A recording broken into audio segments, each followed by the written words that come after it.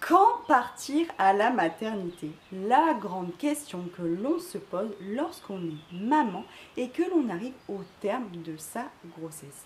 À quel moment partir à l'hôpital? Bonjour, je suis Alexandra Taclé, experte dans le milieu de la petite enfance depuis 2007 et je suis là aujourd'hui pour vous aider, vous les parents, mais aussi les futurs parents. Si vous regardez cette vidéo, comme son titre l'indique, c'est pour savoir à quel moment il est temps pour vous de prendre ses jambes à son cou et de filer tout droit à la maternité. Pour certaines mamans, leur accouchement est programmé, déclenché, mais pour d'autres, elles ont eu le dernier rendez-vous chez le gynécologue et elles n'attendent plus que la nature entame le travail. Dans cette vidéo, je vais vous donner deux situations dans lesquelles il est temps pour vous de faire vos valises. Mais avant toute chose, je vais vous demander de mettre un petit pouce bleu à cette vidéo et surtout de vous abonner à cette chaîne si ça n'est pas encore fait. Le premier conseil que j'ai à vous transmettre est de penser à préparer votre sac pour la maternité dès le 8e mois de grossesse. Pourquoi ?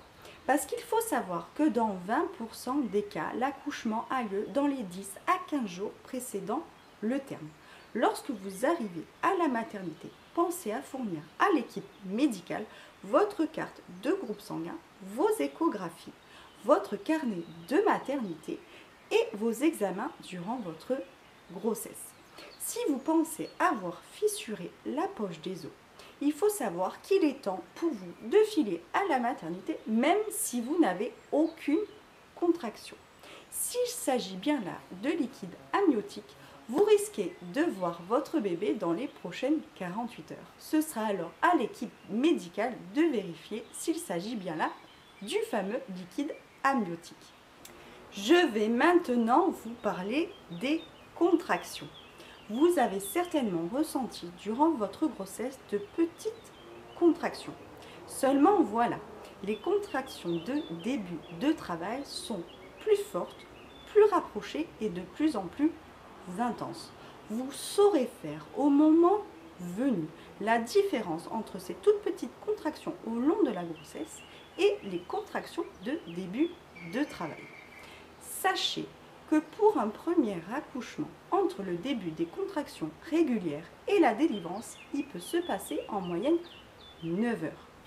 Et voici en prime une petite astuce bonus prévue rien que pour vous.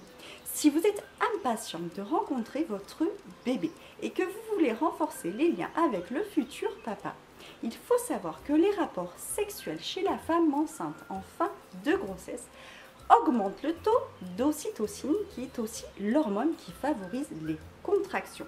Il faut aussi savoir que le papa est capable, grâce à sa semence, d'agir localement sur le col de l'utérus. Vous voyez de quoi je parle? Ciao, ciao les amis!